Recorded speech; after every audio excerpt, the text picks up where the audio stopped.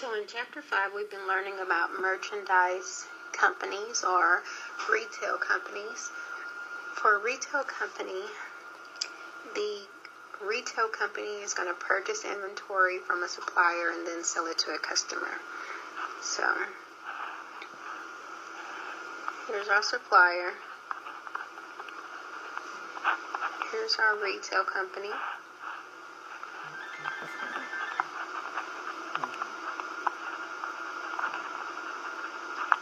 And here's our customer.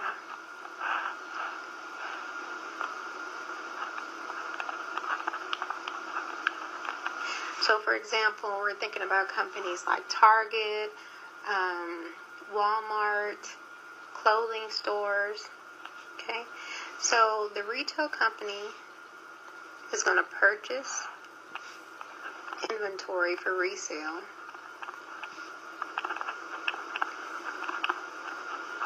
And it's going to sell that inventory to the customer.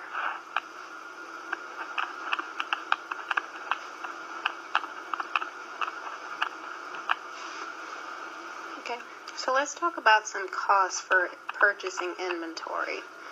So merchandise inventory, which is a balance sheet account,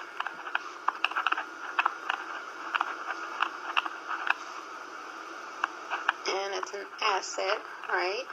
Because it's a resource for our company. We can use it in order to make revenues for our company or make a profit for our company. So merchandise inventory is going to include the cost of the items that we purchase. It's going to include any shipping or freight costs that we pay in order to get the items to us from the supplier. It's going to include any storage costs that we might have related to those items. Maybe if we had to pay for insurance, it would include that as well.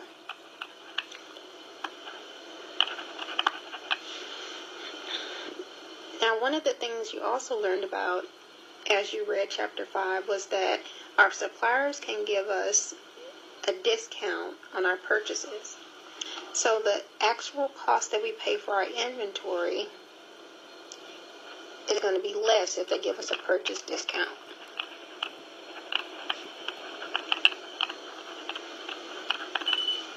Okay, so all of these costs are going to be included in your cost of merchandise inventory. So that's your balance sheet account, which says inventory. All right, and as you expense that inventory, which is what you do when you sell it to your customer, then the merchandise inventory balance is going to go down because you no longer have those items available for sale. So say, for example, the cost of my items, the cost of the items that I purchased was $10,000. The shipping and freight cost was $500. The storage cost, because I paid someone else to hold those items for me since I don't have room in my store, was $200. And then I paid $100 of insurance costs. And we're just going to assume for now that the supplier is not going to give us a discount, so we'll just put 0. So the total cost that I paid for those items is $10,800. So my T account for merchandise inventory, remember inventory is an asset. So my T account, again, debits on the left, credits on the right. Assets go on as a debit. You have a debit balance for your assets. So I'm going to put that $10,800 right here. Okay. Now, let's assume that we sell that same inventory. All of this inventory, we're going to sell it to our customer.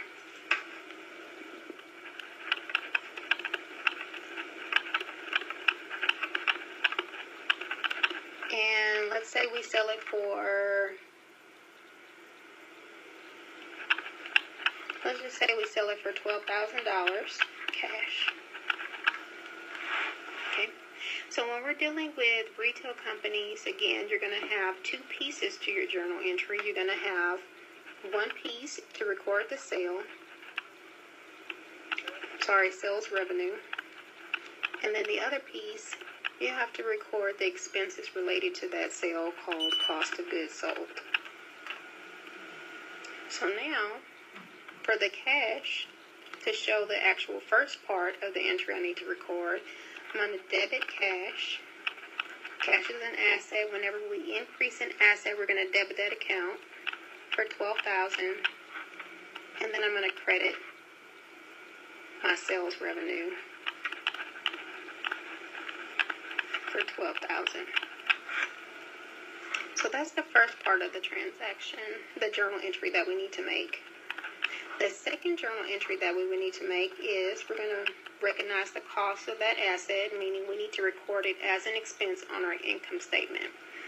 So that's going to look like debit cost of goods sold because we debit expenses. And we said we sold all of our inventory. So the cost of the goods that we sold was $10,800. That inventory that we sold cost us $10,800, so we're going to debit that, and then we're going to credit our merchandise inventory account. $10,800. So now if I go back to my inventory account, my T account, again, I showed that I had a credit to merchandise inventory, so I'm going to put my credits on the right.